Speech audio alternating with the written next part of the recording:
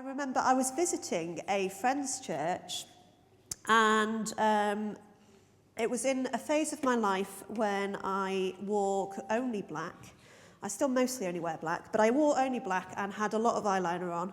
And as I was walking out, I was walking around the corner to go and meet with my friends, and I was walking behind the preacher who had done the sermon that day, and I could hear her talking about me and tutting about what I was wearing. Church shouldn't be that place, should it?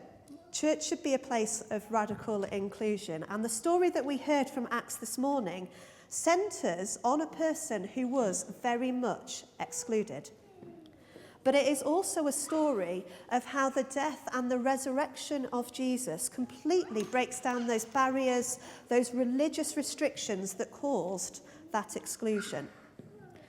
And in the story, we see powerfully how the gospel is for everyone. All people at all times in all places. God's kingdom is one in which all people can belong, and even more importantly, all people are invited to play a part. This is a dangerous statement. It was powerful at the time when the book of Acts was written, and it remains a challenge to us today. So, we've got this figure of this Ethiopian eunuch that I want us to look at a little bit more, in a little bit more detail now. Because actually, in that figure, we have a very practical demonstration of how God's radical inclusion works. And there's a lot of clues about it, particularly in verses 27 and 28, that I think it would be good to draw our attention to. So, first of all, this person is Ethiopian. He is most definitely not a local. He is not expected to be on this road at this particular time. Acts is telling us that this is an exciting new phase of God's mission, where the good news about Jesus will be heard around the world. Geographical and ethnic restrictions no longer apply. In the ancient world, Ethiopia was kind of seen as the ends of the earth. It was a part that was just beyond the reach of the Roman Empire, and so it was considered a bit of a strange, exotic land. And this meant that this story is the first story of somebody from sort of beyond what was the very known world at that time to the Jewish people and to Jesus' followers. It is the first convert from outside of that sort of grouping. So as well as being an amazing testimony of how the Spirit works through Philip, this story is also symbolic of God's message going across the world. It is the start of that. And when you contrast that to some of the stories in the Old Testament, where Israel is very much told that it has to be a separate people, unpolluted by the tribes and the nations around them, you see why this might have been a bit of a dangerous idea. This person also worked in the Queen's Court as a treasurer. This tells us that he was an official, that he had some status. And that means that he had the means, the money, to acquire a copy of this scroll and the ability to be able to read it. We don't know anything about what happened to the eunuch after this passage, but we don't know where he went or who he told about his experiences.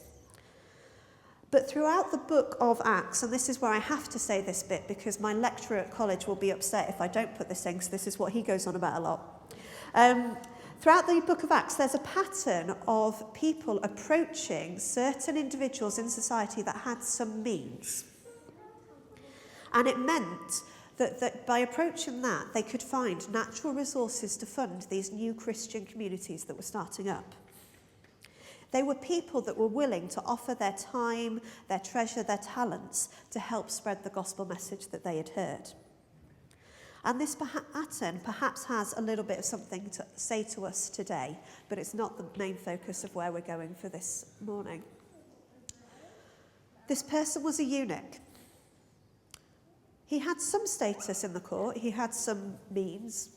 But he was also most definitely a person on the edges, a person who would have been excluded, and very particularly from Jewish religious life. In the Old Testament law, it states really clearly that eunuchs are to be excluded. So in Leviticus 21, there are certain rules around the priests and who is allowed to be a priest, who isn't. And there is an emphasis that they are to be unblemished. And it says very definitely... I even put a tab in the Bible and I can't find the passage still. No one who has a defect qualifies, whether he is blind, lame, disfigured, deformed, or broken foot or arm, or is hunchbacked or dwarfed, who has a defective eye, or skin sores, or scabs, or damaged testicles. Not allowed to be priests. Equally, Deuteronomy in chapter 23, verse 1, if a man's testicles are crushed or his penis is cut off, he may not be admitted to the assembly of the Lord. That's not just being a priest. That's not even being allowed in the temple to worship. It's not counting in the main body. This eunuch's body would have been considered defective, considered as suffering a blemish that prevented him from experiencing God fully. But here in Acts, very, very clearly, we see a demonstration that actually this person is to become a part of God's people as he is baptized. The previous restrictions on who's allowed to be included are completely shattered. This is a person who's also been to worship. Despite the fact that he is excluded from the gathering, he would not have been allowed in the temple, he had still chosen to go up to Jerusalem and worship. Something had drawn him there. He clearly wanted to respond. So often, God is at work in people before we realise it. Unfortunately, too often as a church, we can get in the way a little bit of that. We can put barriers in place, even if we don't intend to. And we need to remember that actually it is God's Spirit who transforms people. Our role is to work with the Spirit, just like Philip did. Journey with people as they seek Jesus and not get in the way. It's not always easy, and it does require an openness to hear from other voices. And it perhaps forces those of us in leadership or those who've been in church for years to recognise that we don't have all the answers. I wonder a little bit how Philip felt in this encounter. You know, the questions that he must have been left with afterwards as he went back to go and say, I just met this person, it was really strange, but this seems really exciting and amazing. The eunuch was also reading the scroll of Isaiah. He had questions about what he was reading and clearly felt that he could ask Philip what it was about. He didn't need to understand everything straight away. He was allowed space to process what he had been heard. The text implies that they journeyed together for a little while. Sometimes people will need different ways of hearing the gospel. Some may need more time than others to process the information. We don't need to have all of the answers to begin our relationship with Jesus. And all of us will keep growing and learning through time. God meets us where we are at. God wants us to seek him and keep learning and growing in a way that is appropriate for us. I imagine that the conversation that Philip and the eunuch had was probably quite deep. But we also see throughout the Bible that actually it is appropriate to adapt how we talk to people depending on who they are. Jesus did this all the time with parables. And Paul famously in Corinthians talks about when he was with the Jews, he behaved like a Jew and followed the Jewish laws to speak to them. But then when he was amongst the Gentiles, he didn't do that so that he could speak to them with where they're at. We've got someone who was previously considered an outsider, someone who is completely excluded just by a natural fact of who he was, how his body was. Seeking God and becomes part of this new kingdom, this new community called the church.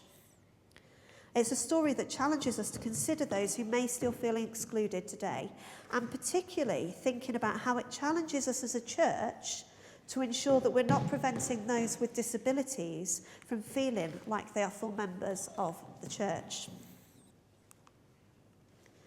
Nationally, about 22% of the UK population are disabled. Some research puts that percentage of disabled people in church at about 11%.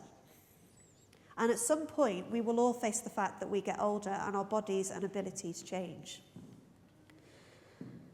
But anecdotally, and there is other harder evidence as well to back this up, there are so many stories of people with various disabilities stopping coming to church. We might not have rules that bar eunuchs from joining us today, but there are still those that feel excluded. And it's a bit of an uncomfortable truth that just fulfilling legal duties as a church, such as having access ramps or having handrails and toilets, is not enough to remove all of the barriers that a person with a disability might experience. For example, we might have a building with a ramp and flat access to get into church, but if we had somebody who relied on a wheelchair and felt called to lead, we have a step at the front to be able to get up to the front. What's that say about who we expect to lead us?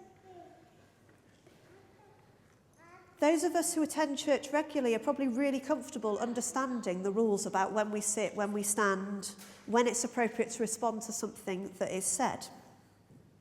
But this is something that often baffles visitors.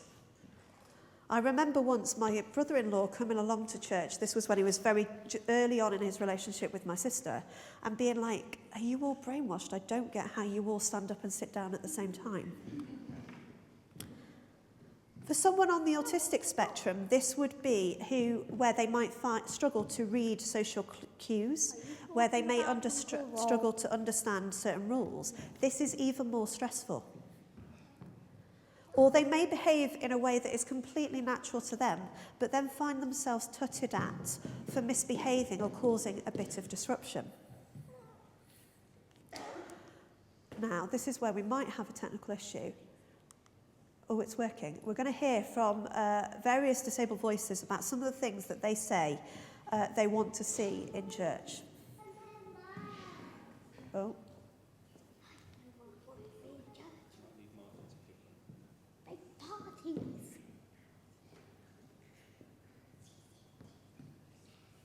No worries if it doesn't. No. Okay, we'll carry on.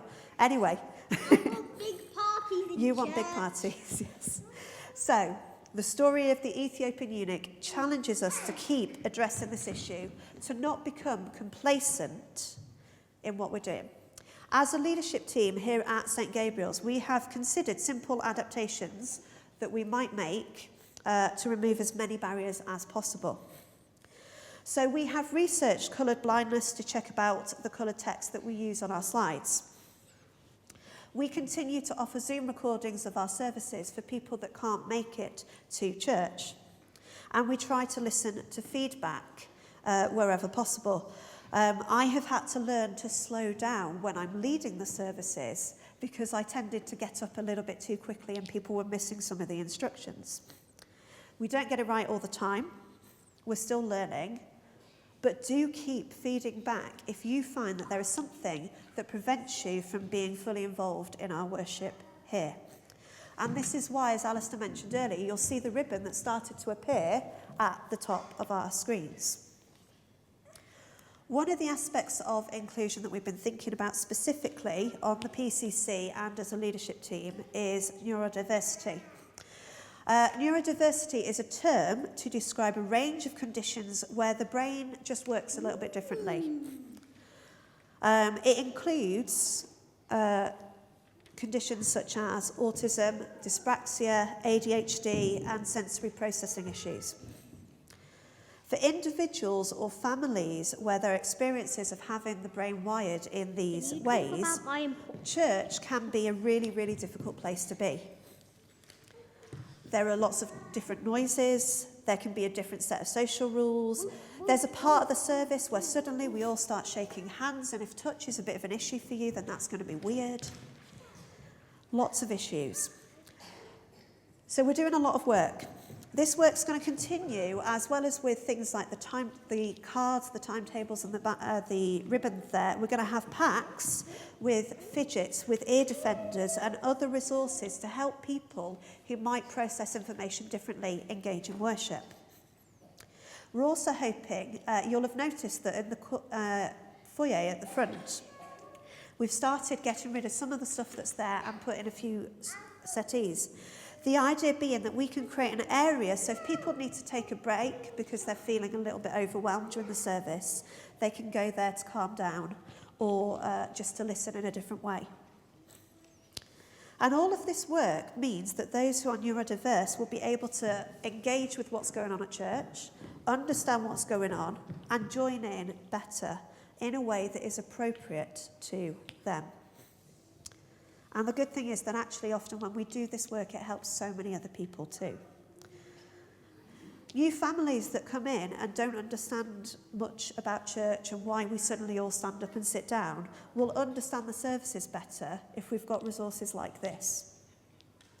There might be other people who've been here for years but struggle with hearing or following what's going on in the service. And actually with extra visuals, we'll be able to know where we're up to.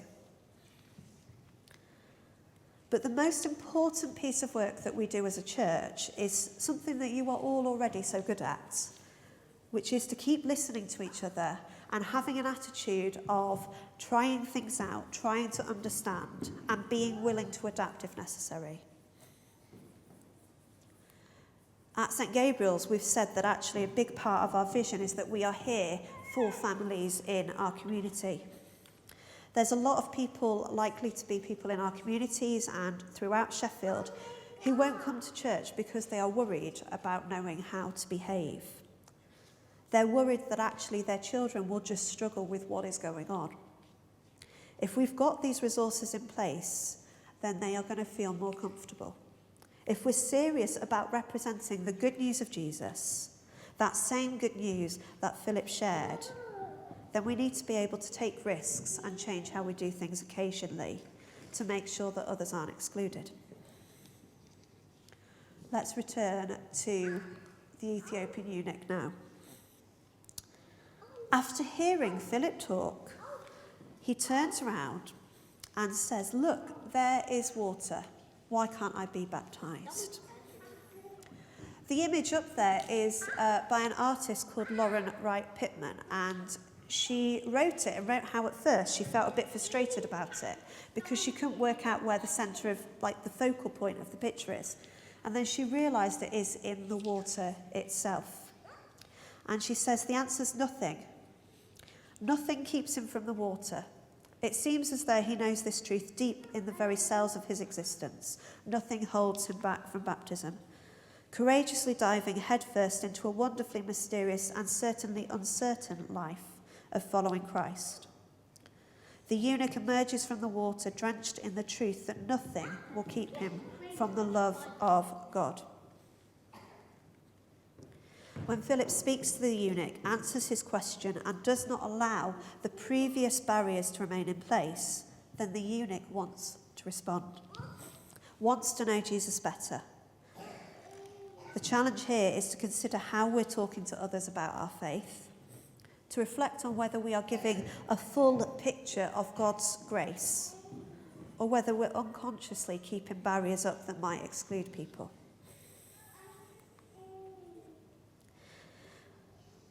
I love the ending of the story. It's got a very simple ending, and it just says, "And the eunuch left and carried on rejoicing." He rejoices because he has heard the good news, had an encounter in some way with the risen Christ. And because all of those things that previously shut him out, prevented him from being a part of the Jewish religion, pale in comparison to the life, death, and resurrection of Jesus. Let's see if we can keep working together as a church to make St. Gabriel's a place where people can come, where people feel like they belong, where people are able to respond to the story of Jesus and where people leave rejoicing.